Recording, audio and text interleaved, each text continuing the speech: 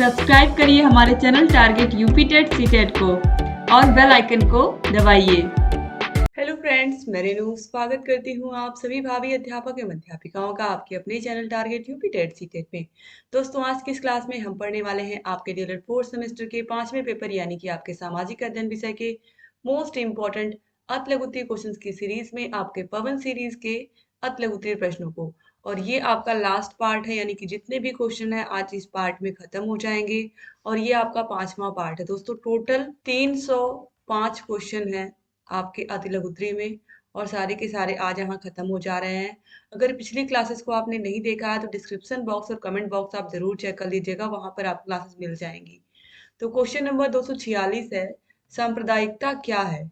तो सांप्रदायिकता से अभिप्राय अपने समुदाय के प्रति आस्था रखना व उसके कल्याण के लिए सोचना तथा दूसरे संप्रदाय के प्रति घृणा की भावना रखकर अपने संप्रदाय का ही कल्याण सांप्रदायिकता है। यानी कि तरीके से कह सकते हैं अपने ही धर्म अपने ही समाज के बारे में सोचना और दूसरे धर्म या दूसरे समाज को नीचा दिखाना, ये सांप्रदायिकता के अंतर्गत आता है और ये बिल्कुल अच्छी बात नहीं है। एक प्रभुता संपन्न या एक राष्ट्रीय एकता के लिए ये बिल्कुल अच्छी बात नहीं है दोस्तों, क्योंकि राष्ट्रीय एकता तभी बनती है जब सभी धर्मों के लोग, सभी समुदायों के लोग मिलजुल करके रहते हैं। क्वेश्चन नंबर 247 है, अंग्रेजों ने भारत में सांप्रदायिकता को बढ़ावा किस प्रकार दिया। तो उन्होंने क्या किया, हिंदू मुस्लिम एकता को तोड़ने का प्रयास किया, फूट डालो और राज करो, इसकी चुगली उससे उसकी चुगली इससे और दोनों को आपस में लड़ाओ, इसी नीति को अपना करके सांप्रदायिकता के बीज उन्होंने बोए। क्वेश्चन नंबर 248 है, सांप्रदायिक भावना को कैसे दूर किया जा सकता है। तो इसका पहला तरीका है कि शिक्षा के व्यापक प्रसार प्रचार द्वारा लोगों के दृष्टिकोण में बदलाव ला करके, लोगों को समझा करके कि सभी धर्मों का की जो मूल चीजें हैं वो एक ही है। कोई धर्म ये नहीं सिखाता कि चोरी करनी चाहिए, कोई धर्म ये नहीं सिखाता है कि दूसरों के साथ हिंसा करनी चाहिए। हर धर्म वही चीज है कि सच बोलना है, सही से रहना है, सभी के साथ मिलजुल कर सहयोग की भावना के साथ रहना है। तो कोई भी धर्म अलग नहीं है, ठीक है। तो शिक्षा का ही बहुत जरूरी है, इसके प्रति सभी सदस्यों के सामूहिक प्रयास से राष्ट्रीय पर्वों को आयोजित किया जाए। राष्ट्रीय पर्व भी ऐसे होते हैं जो हमें इस तरीके से एक सूत्र में बांधने का काम करते हैं। क्वेश्चन नंबर 249 है, जातिवाद क्या है। एक ही जाति के लोगों में पाई जाने वाली वह भावना जिसमें लोग अपनी जाति के हितों के समक्ष अन्य जातियों को हानि पहुंचाने के लिए प्रेरित होते हैं, यही जातिवाद है। ऑलरेडी जातिवाद, खासकर अगर हम बात करें अपने उत्तर प्रदेश और बिहार की, तो यहाँ पर तो चरम पर है, ठीक है। और जातिवाद बहुत अच्छी चीज नहीं है दोस्तों, क्योंकि अगर आप एक नेता हो तो आपको सभी धर्मों सभी जातियों के लोगों के बारे में सोचना चाहिए। क्वेश्चन नंबर 250 है, जातिवाद की दो हानियां बताइए। तो पहला है तो सांप्रदायिक दंगे बहुत होते हैं, दूसरा है औद्योगिक कुशलता में कमी होती है। क्वेश्चन नंबर 251 है, पंडित जवाहरलाल नेहरू के शब्दों में गुट निरपेक्षता का क्या अर्थ है। पंडित जवाहरलाल नेहरू के शब्दों में गुट निरपेक्षता का अर्थ है सैनिक गुटों से अपने आप को अलग रखने का किसी देश द्वारा प्रयत्न करना। क्वेश्चन नंबर 252 है, पंचशील के सिद्धांतों का निर्माण किस वर्ष किया गया। तो 1954 में किया गया। क्वेश्चन नंबर 253 है, सैनिकों के सम्मान में सशस्त्र सेना झंडा दिवस कब मनाया जाता है। तो प्रत्येक साल में 7 दिसंबर को ये मनाया जाता है, सशस्त्र सेना झंडा दिवस। क्वेश्चन नंबर 254 है, निशस्त्रीकरण क्या है। तो विश्व शांति बनाए रखने के लिए शस्त्रों के कम से कम प्रयोग से धन की बचत का उपयोगी जन कल्याण के कार्यों में प्रयोग होना ही निशस्त्रीकरण कहलाता है, अर्थात विनाशकारी अस्त्र शस्त्रों के प्रचुर मात्रा में संग्रह न करना ही निशस्त्रीकरण है। लेकिन दोस्तों, आज के समय में हर कोई राष्ट्र सोचता है कि मैं अस्त्रों और शस्त्रों दोनों से ही मजबूत बनूं, क्योंकि कब कौन सा देश आक्रमण कर दे या किस देश के मन में हमारे देश के प्रति आ जाए भावना। और दूसरी चीज कि अपने ही देश में ऐसे बहुत सारी विरोधी ताकतें होती हैं, जैसे कि हमारे देश की बात करें तो नक्सली हैं, तो जो अपने ही देश की शांति को भंग करते हैं। तो ऐसे लोगों के लिए शस्त्रीकरण बहुत जरूरी है, ठीक है। इसलिए आज के समय में सभी देशों को शस्त्रीकरण का पालन करना चाहिए। निशस्त्रीकरण है, ठीक है, विश्व शांति बनाए रखने के लिए निर्णय लिया गया, लेकिन कहीं ना कहीं अपने आप को हर चीजों से मजबूत रखना बहुत जरूरी है। क्वेश्चन नंबर 255 है, भारतीय अर्थव्यवस्था के समक्ष क्या क्या चुनौतियां हैं। तो पहला है जनसंख्या, दूसरी है बेरोजगारी, तीसरा है गरीबी, चौथा है साक्षरता दर। क्वेश्चन नंबर 256 है, गरीबी रेखा से आपका क्या अभिप्राय है। किसी परिवार के निर्वाह के लिए प्रतिमाह कितनी न्यूनतम आय चाहिए, वह धन गरीबी की रेखा कहलाता है। इससे कम आय प्राप्त करने वाले परिवार गरीबी रेखा के नीचे तथा इससे अधिक आय वाले परिवार गरीबी रेखा के ऊपर वाले परिवार होते हैं। क्वेश्चन नंबर 257 है, मध्याह्न भोजन योजना मिड डे मील का आरंभ किस वर्ष किया गया? तो 15 अगस्त 1995 से किया गया। क्वेश्चन नंबर 258 है, आगे बढ़ो हम हिंदुस्तानी हैं और हिंदुस्तान हिंदुस्तानियों का है, यह नारा किसका है? तो ये भीकाजी कामा का है। क्वेश्चन नंबर 259 है, भारत का पहला तिरंगा झंडा किसने बनाया था? तो वीर सावरकर ने। क्वेश्चन नंबर 260 है, दांडी यात्रा किसने की थी? तो दांडी यात्रा महात्मा गांधी जी ने शुरू की थी। क्वेश्चन नंबर 261 है, उन दो सशस्त्र क्रांतिकारियों के नाम लिखिए जिन्हें फांसी दे दी गई। तो भगत सिंह, राजगुरु, सुखदेव। क्वेश्चन नंबर 262 है, सीमांत गांधी कौन थे? तो सीमांत गांधी खान अब्दुल गफ्फार खां को कहा जाता है। बहुत बार एग्जाम में पूछा भी है कि सीमांत गांधी के नाम से हम किसे जानते हैं। क्वेश्चन नंबर 263 है, पूना पैक्ट किनके मध्य हुआ था? तो पूना पैक्ट गांधी जी और डॉक्टर अंबेडकर के मध्य हुआ था। क्वेश्चन नंबर 264 है, मॉन्टेग्यू चेम्सफोर्ड सुधार एक्ट किस सन में बनाया गया था? तो मॉन्टेग्यू चेम्सफोर्ड सुधार एक्ट सन 1919 में बनाया गया था। क्वेश्चन नंबर 265 है, महात्मा गांधी जी की हत्या कब हुई? 30 जनवरी 1948 में हुई। क्वेश्चन नंबर 266 है, विश्व में शांति स्थापित करने के लिए भारत ने किस नीति का समर्थन किया? तो गुट निरपेक्षता की नीति का समर्थन किया था। क्वेश्चन नंबर 267 है, विश्व को के दो प्रमुख गुट कौन कौन से हैं? तो संयुक्त राज्य अमेरिका और सोवियत संघ। क्वेश्चन नंबर 268 है, पंचशील के पहले सिद्धांत का वर्णन कीजिए। तो एक दूसरे राज्य की सीमा एवं उसकी प्रभुता का सम्मान किया। क्वेश्चन नंबर 269 है, दक्षेस में सम्मिलित होने वाले देशों के नाम लिखो। तो नेपाल, भूटान, श्रीलंका, मालदीव, पाकिस्तान, बांग्लादेश। तो दोस्तों याद रखिएगा, दक्षेस में दोस्तों टोटल 8 देश है, अफगानिस्तान, बांग्लादेश, भूटान, भारत, मालदीव, नेपाल, पाकिस्तान और श्रीलंका। ठीक है, इतने देश हैं। तो यहाँ पर देखिए अफगानिस्तान नहीं दिया है, भारत नहीं दिया है, 2 देश नहीं दिया है, तो ये भी आप ऐड कर लीजिएगा। क्वेश्चन नंबर 270 है, संयुक्त राष्ट्र संघ का प्रमुख उद्देश्य क्या था? तो अंतरराष्ट्रीय शांति से सुरक्षा बनाए रखना। क्वेश्चन नंबर 271 है, संयुक्त राष्ट्र संघ के स्थायी सदस्य राष्ट्र कौन कौन से हैं? तो चीन है, फ्रांस है, रूस है, संयुक्त राज्य अमेरिका, ग्रेट ब्रिटेन आदि। क्वेश्चन नंबर 272 है, संयुक्त राष्ट्र संघ के अंगों के नाम लिखिए। तो महासभा, सुरक्षा परिषद, आर्थिक एवं सामाजिक परिषद, संरक्षण परिषद, अंतर्राष्ट्रीय न्यायालय और सचिवालय। क्वेश्चन नंबर 273 है, भारत को कितने प्राकृतिक भागों में बांटा गया है? 5।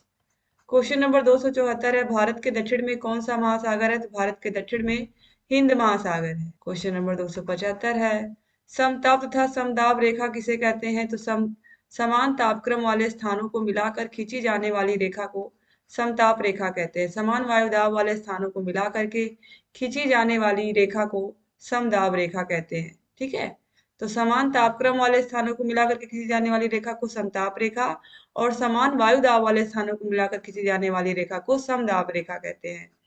क्वेश्चन नंबर 276 है, खनिज कितने प्रकार के होते हैं? तो खनिज 2 प्रकार के होते हैं, धात्विक और अधात्विक। क्वेश्चन नंबर 277 है, लौह अयस्क किसे कहते हैं? खदानों से प्राप्त होने वाले लोहे को ही हम लौह अयस्क कहते हैं।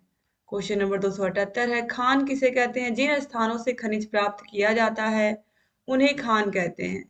क्वेश्चन नंबर 279 है, भारत में सर्वाधिक मात्रा में पाया जाने वाला खनिज कौन सा है? तो मैग्नीज। क्वेश्चन नंबर 280 है, काला सोना किसे कहते हैं? दोस्तों काला सोना पेट्रोल को कहते हैं, इसको आप सही कर लीजिएगा। मैक्सिमम जगह आपको कोयला देखने को मिलता है पहले, लेकिन अब यहाँ पर इसे पेट्रोल में बदल दिया गया है। तो याद रखिएगा, पेट्रोलियम पदार्थ या पेट्रोल को काला सोना के नाम से हम जानते हैं। क्वेश्चन नंबर 281 है, शक्ति के साधन किन्हें कहते हैं? तो जिन साधनों का प्रयोग हम मशीनों को चलाने, यातायात के साधनों को गति देने, कृषि को यांत्रिक बनाने तथा घरेलू कार्यों के लिए करते हैं, उन्हें शक्ति के साधन कहते हैं। क्वेश्चन नंबर 282 है, अभ्रक कितने प्रकार का होता है? तो अभ्रक 4 प्रकार का होता है और अभ्रक उत्पादन में हमारा जो देश है वो अग्रणी है। क्वेश्चन नंबर 283 है, नमक कहाँ से प्राप्त होता है? तो नमक समुद्र तट से प्राप्त होता है। क्वेश्चन नंबर 284 है, मानवाधिकार क्या है? मानवाधिकार मनुष्य के वे अधिकार हैं जो उन्हें उनकी स्वतंत्रता की रक्षा तथा सभी व्यक्तियों के बीच समानता सुनिश्चित करने के लिए परम आवश्यक है। क्वेश्चन नंबर 285 है, राष्ट्रीय मानवाधिकार आयोग का गठन कब हुआ? तो भारत में वर्ष 1993 में राष्ट्रीय मानवाधिकार आयोग गठित किया गया। इसका मुख्यालय दिल्ली में है। क्वेश्चन नंबर 286 है, यंग इंडिया नामक समाचार पत्र किसके द्वारा निकाला जाता था? ये बहुत इंपॉर्टेंट प्रश्न है। तो यंग इंडिया एक साप्ताहिक पत्रिका थी और ये गांधी जी द्वारा प्रकाशित की जाती थी। ये पत्रिका अंग्रेजी में निकलती थी। 2017 में पूछा हुआ प्रश्न है ये। क्वेश्चन नंबर 287 है, अंतर्राष्ट्रीय न्यायालय की आधिकारिक मान्यता मान्यता प्राप्त भाषाएं कौन कौन सी हैं? तो फ्रांसीसी और अंग्रेजी। क्वेश्चन नंबर 288 है, विश्व पर्यावरण दिवस कब मनाते हैं? तो हर साल 5 जून को पर्यावरण दिवस मनाते हैं। क्वेश्चन नंबर 289 है, संसद के दोनों सदनों का 17वां कौन करता है? तो राष्ट्रपति करता है। क्वेश्चन नंबर 290 है, उत्तर प्रदेश की प्रमुख जनजातियां कौन कौन सी हैं? और ये बहुत बहुत इंपॉर्टेंट प्रश्न है। उत्तर प्रदेश की प्रमुख जनजातियों में अगरिया, बेगा, भुइया, पटारी, परहरिया, चेरो, बुक्सा, खरवार, पंखी, पनिका, जौनसारी, थारू, भोटिया, गोंड, धुरिया, गायक, पठारी, राजगोंड। खासकर इसमें से बुक्सा आप लोग याद रखिएगा, इसके अलावा थारू याद रखिएगा, गोंड याद रखिएगा, धुरिया, राजगौंड, ये बहुत पूछता है। आगे बढ़ते हैं क्वेश्चन नंबर 291 पर, उत्तर प्रदेश के किस जिले में यूरेनियम पाया जाता है? तो ललितपुर जिले में। ये ऑलरेडी बहुविकल्पी प्रश्नों में भी पूछा हुआ प्रश्न है। क्वेश्चन नंबर 292 है, वनोन्मूलन का पर्यावरण पर क्या प्रभाव पड़ता है? अगर हम वनों को नष्ट कर देंगे तो उसका पर्यावरण पर क्या प्रभाव पड़ेगा? हम समझ सकते हैं। वनोन्मूलन जारी और जलवायु और भूगोल में परिवर्तन ला रही है। यहाँ पर देखिए, जलवायु और भूगोल में परिवर्तन का मतलब है कि हमारी जो जलवायु है वो भी प्रभावित हो रही है। इसके अलावा मौसम बदल रहे हैं और जो पृथ्वी है तरीके से हम कह सकते हैं कि और गर्म हो रही है। का तापमान बढ़ने लगा है जब से वनों की कटाइयां शुरू हुई हैं। क्योंकि वनों को काट करके शहरों को बसाया जा रहा है, लोगों को जितने पेड़ काटे जा रहे हैं उसके आधे भी नहीं लगाए जा रहे हैं। वनों उन्मूलन ग्लोबल वार्मिंग में योगदान दे रहा है ऑलरेडी, जैसा मैंने कहा बताया आप लोगों की पृथ्वी गर्म हो रही है। और हरित गृह प्रभाव को भी बढ़ावा देने के लिए एक मुख्य कारक है, क्योंकि जो अच्छी गैसें हैं हमारे लिए, या फिर ये कहें जो हमारे इन्वायरमेंट के लिए अच्छी हैं, वो धीरे धीरे खत्म हो रही है क्योंकि पेड़ पौधे कम हो रहे हैं। उष्णकटिबंधीय वनोन्मूलन दुनिया की 20% ग्रीन हाउस गैस उत्सर्जन के लिए उत्तरदायी है। क्वेश्चन नंबर 293 है, भारत का राज चिन्ह अशोक स्तंभ कहाँ से अनुकृत किया गया है? तो अशोक चिन्ह भारत का राजकीय प्रतीक है। इसको सारनाथ में मिली अशोक लाट से लिया गया है। क्वेश्चन नंबर 294 है, उत्तर प्रदेश का राजकीय पक्षी कौन है? तो सारस। क्वेश्चन नंबर 295 है, उत्तर प्रदेश का राजकीय पुष्प तो पलाश का फूल है, पलाश का फूल। क्वेश्चन नंबर 296 है, उत्तर प्रदेश का राजकीय वृक्ष क्या है? तो अशोक। क्वेश्चन नंबर 297 है, चीनी उत्पादन में उत्तर प्रदेश का कौन सा स्थान है? दोस्तों राइट आंसर हो जाएगा प्रथम। क्वेश्चन नंबर 298 है, सूती वस्त्र उद्योग में उत्तर प्रदेश का कौन सा स्थान है? तो तृतीय। क्वेश्चन नंबर 299 है, उत्तर प्रदेश के किस शहर में सूती वस्त्र उद्योग की सर्वाधिक मिलें हैं? तो कानपुर में। क्वेश्चन नंबर 300 है, ऊनी वस्त्र उद्योग का प्रमुख केंद्र कौन सा है? तो कानपुर, लाल इमली मिल। क्वेश्चन नंबर 301 है, उत्तर प्रदेश में रेशम वस्त्र के प्रमुख केंद्र कौन कौन से हैं? तो वाराणसी, कानपुर, इटावा, मोदीनगर। क्वेश्चन नंबर 302 है, उत्तर प्रदेश में कांच उद्योग का प्रमुख केंद्र कौन सा है? तो फिरोजाबाद में कांच की चूड़ियां बनाई जाती हैं। कांच का उद्योग बहजोई, नैनी, इलाहाबाद, मेरठ, गाजियाबाद, वाराणसी, लखनऊ, बालावली, सांसनी, सिकोहाबाद तथा हाथरस। फिरोजाबाद विश्व प्रसिद्ध चूड़ियों का निर्माण केंद्र है। फिरोजाबाद पूरे विश्व में प्रसिद्ध है चूड़ियों के निर्माण के लिए। तो कांच उद्योग मुख्य रूप से फिरोजाबाद में है। इसके अलावा यहाँ पर आप देखिए इलाहाबाद, गाजियाबाद, मेरठ, यहाँ सब लखनऊ में भी है, लेकिन मुख्य रूप से फिरोजाबाद का नाम आता है क्योंकि ये विश्व प्रसिद्ध है चूड़ियों के निर्माण में।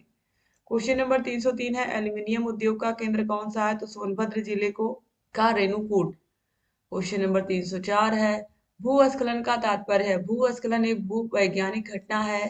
धरातली अंचलों जैसे कि पत्थर खिसकना या गिरना, पथरीली मिट्टी का बहाव इत्यादि इसके अंतर्गत आते हैं। भूस्खलन कई प्रकार के हो सकते हैं। इसमें चट्टान के छोटे छोटे पत्थरों के गिरने से लेकर बहुत अधिक मात्रा में चट्टान के टुकड़े और मिट्टी का बहाव शामिल हो सकता है तथा इसका विस्तार कई किलोमीटर की दूरी तक भी हो सकता है। भारी वर्षा तथा बाढ़ तथा भूकंप के आने से भूस्खलन हो सकता है। मानव गतिविधियों जैसे कि पेड़ों और वनस्पति के हटाने, सड़क किनारे खड़ी चट्टान को काटने, पानी के पाइपों में रिसाव से भी भूस्खलन हो सकता है। क्वेश्चन नंबर 305 है, उत्तर प्रदेश की प्रमुख 2 विद्युत परियोजनाएं लिखिए। तो बक्सर पावर प्रोजेक्ट और तृप्ति पावर प्रोजेक्ट। और इस तरीके से यहाँ पर आप देखिए सारे के सारे अति लघु उत्तरीय प्रश्न आपके समाप्त होते हैं। आपके 4th सेमेस्टर के दोस्तों, आपके 8 के 8 विषयों के आपको बहुविकल्पी और अति लघु उत्तरीय प्रश्न आपके पवन सीरीज के भी और राजन सीरीज के भी मिल जाएंगे। आप पूरे यूट्यूब पर ढूंढिए, आपको इस तरह से कहीं भी इतना व्यवस्थित तरीके से आपको नहीं मिलेगा। हर एक सब्जेक्ट की मास्टर क्लास आपको मिल जाएगी हमारे channel target UP TET CTET पर। इसके अलावा हर विषय की क्लासेस भी आपको मिल जाएंगी, ये सब आपको फ्री ऑफ कॉस्ट है। इसके अलावा अगर आपको आठों विषयों के नोट्स चाहिए, सारे विषयों की मास्टर क्लासेस, सारे विषयों की क्लासेस, सारे विषयों के चैप्टर वाइज टेस्ट, सारे विषयों के प्रीवियस ईयर क्वेश्चन पेपर्स, सारे विषयों के राजन सीरीज और पवन सीरीज की पूरी पीडीएफ अगर आपको चाहिए, तो ये सब आपको मिल जाएंगे हमारे ऐप में। ऐप का नाम है सिद्ध अकेडमी। ऐप की लिंक आपको डिस्क्रिप्शन बॉक्स और कमेंट बॉक्स में मिल जाएगी। ये हमारा कॉन्टेक्ट नंबर है, इस पर कॉल करके, मैसेज करके या व्हाट्सएप करके आप सारी जानकारी ले सकते हैं ऐप के बारे में। ऐप में पढ़ने से बस यही फायदा होता है कि कोई ऐड, कोई प्रचार नहीं आता है और बिना किसी डिस्टरबेंस के आप अपने फोर्थ सेमेस्टर की तैयारी अच्छे से कर पाते हैं। तो thank you so much. Class को पूरा का पूरा देखने के लिए चैनल से बने रहिए, सारे क्लासेस को भी देखते रहिए। जय हिंद दोस्तों।